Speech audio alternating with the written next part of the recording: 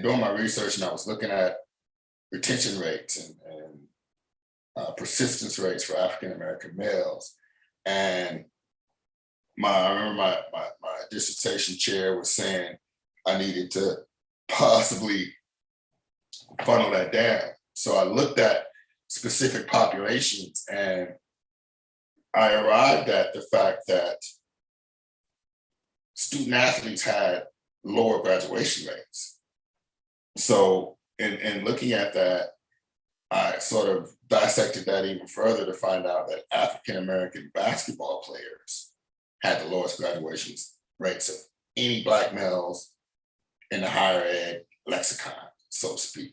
So what was it about them? So that really intrigued me to kind of figure out why were they graduating at such a low rate. I think at the time it was like 22% of graduation rate, and that was as of 2006. So it was pretty bad. And I did some mixed method research and did some interviews and case studies with some brothers, and really tried to flush out. So I really wanted some anecdotal stuff as well, like really hearing from these brothers about what their experiences were like, things that were instrumental for them, and things that really helped them that we may not necessarily be talking about. And it was really one of those things of, simple things, like the fact that basketball is one of the only sports, for example, that competes in the fall and the spring semester, right? So you're thinking about having them compete and sort of taking time away from their studies in both semesters, whereas football is just the fall. They got the spring to kind of, digest and relax and relate. Track is just the spring. Baseball is just spring. You got all these different sports that have a different sort of set of circumstances that come along with it. But basketball was a lot different.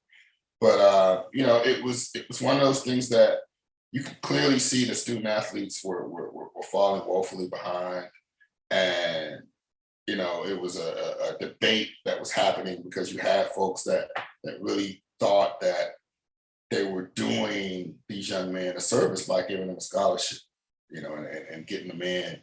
And there was always the age-old debate of would these brothers be here, but not for sports. Like would they have gone to USC if they weren't 6'8" and could dunk a basketball?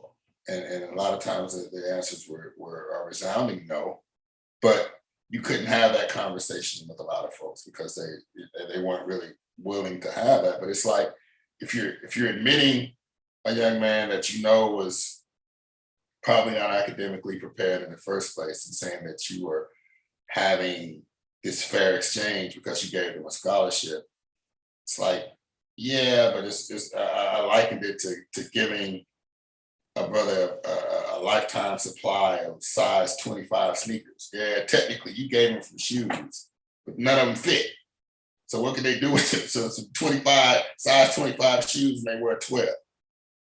And that was the equivalent. There was nothing that they would be able to capitalize and do with that opportunity to go to school if they weren't even academically prepared. They weren't going to finish, and most times a lot of the institutions knew they weren't going to finish when they admitted.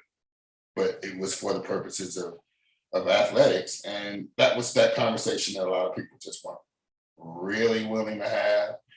And to be honest with you, I still don't think they are. It's one of those. I call it being comfortable with being uncomfortable. And most people don't want to have that uncomfortable conversation. And it's easier to just sort of sidestep it and say, well, yeah, well, we technically, we care about our athletes and we do this and we do that. But it never, ever lines up with the graduation and retention rates.